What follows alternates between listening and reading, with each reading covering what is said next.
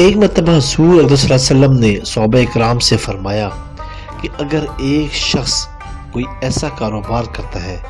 جس کی وجہ سے اس کے جسم میں گرد و غبار اس کے جسم پہ لگ جاتے ہیں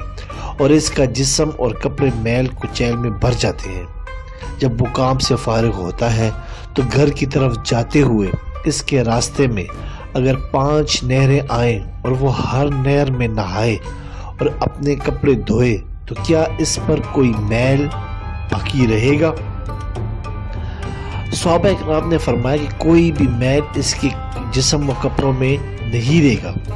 اسی طرح حضور صلی اللہ علیہ وسلم کا فرمان کا مفہوم ہے کہ اگر ایک آدمی فجر کی نماز ادا کرے تو اس کے رات کے جتنے گناہ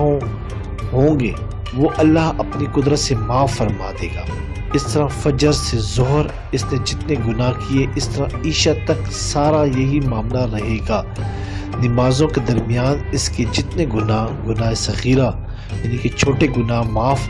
اللہ تعالیٰ فرما دے گا اور اللہ کے آگے رونے سے اپنے کبیرہ گناہ بھی بخشوا دے گا۔ اس لیے ہمیں اپنے زندگی میں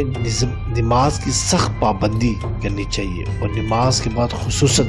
فرض نمازوں کے بعد کی دعا اللہ فوراً قبول فرماتا ہے، اور اگر نماز کا دل نہ چاہے تو اپنے گناہ کو یاد کر کے تنہائی میں رونا چاہیے، کیونکہ اللہ جب ناراض ہوتا ہے تو وہ رزق کی کمی نہیں کرتا اور اس کے نصیب کے مطابق کم و زیادہ موت تک اس کو رزق ملتا رہتا ہے، مگر اللہ کی ناراضگی کے سبب وہ سجدے کی توفیق چھین لیتا ہے۔ سبسکرائب کریں، لائک کریں اور بیل آئیکن پہ کلک کریں تاکہ آپ کو اس طرح ہی پیاری اچھی اسلامی ویڈیو ملتی رہے۔